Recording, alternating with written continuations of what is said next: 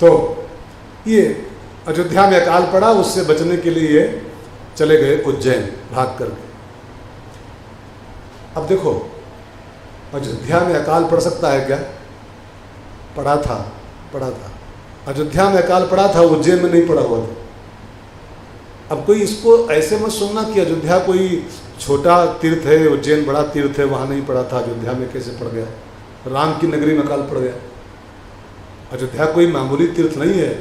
सप्तपुरियों में जो सप्त मोक्षदायिनी पुरियाँ हैं, उसमें पहला स्थान अयोध्या को ही प्राप्त है। अयोध्या, मथुरा, माया, काशी, कांची, अवंतिका। अवंतिका तो बहुत देर में आती है। अयोध्या की बड़ी महिमा है, लेकिन अकाल पड़ गया, एक बार की बात है। तो ये उज्जैन चले गए। ये शूद्र महाराज जो थे उज्जैन चले गए। उज्जैन में अकाल पड़ता नहीं है।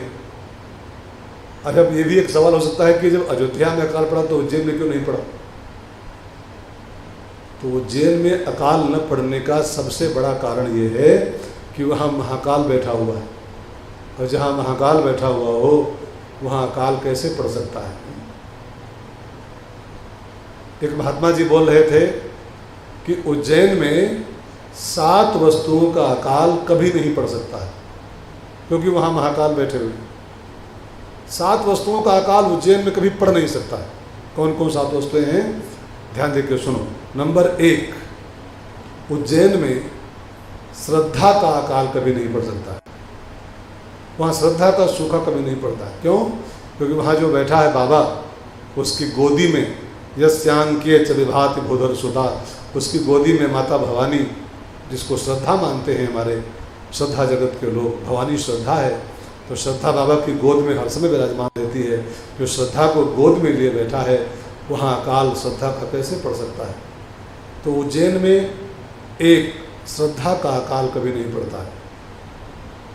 नंबर 2, उज्जैन में विद्या का अकाल कभी नहीं पड़ता है। विद्या का सूखा कभी नहीं पड़ता हो। उज्जैन विद्या की नगरी है, संदीपनी की नगरी है। आप सोचो कि जहाँ पढ़ने स्वयं भगवान को जाना पड़ा था, स्वयं भगवान कृष्णम वंदे जगत गुरुम, जो जगत के गुरु कहलाते हैं, उनको भी पढ़ाई के लिए, विद्याध्ययन के लिए उज्जैन जाना पड़ा था। ऐसी विद्यावंत नगरी है उज्जैनी, अवंतिका। तो उज्जैन में विद्या का अकाल कभी नहीं पड़ता है। नंबर 3, उज्जैन में मंत्र का अकाल कभी नहीं पड़ता है। मंत्र का सूखा नहीं पड़ता है। क्यों? क्योंकि वहाँ जो बाबा बैठे हैं ना, महामंत्र जो जपत महेशु, वो बैठ के वहाँ महामंत्र का जाप करते हैं। तुम पुण्य राम राम दिन राती, साबर मंत्र जाल जिन सिरजा, जिन्होंने समाज को बहुत से मंत्र दिए हैं, ऐसे जो समाज को महामंत्र का दान करते हैं, ऐसे महादेव वहाँ विराजमान हैं। तो उज्जैन में मंत्र का अकाल कभी नहीं पड़ने वाला। नंबर 4, उज्जैन में वैराग्य का अकाल कभी नहीं पड़ता। वैराग्य कभी वहाँ सूखता नहीं। क्यों? क्योंकि वहाँ घनीभूत वैराग्य का स्वरूप भगवान महादेव बैठे हैं।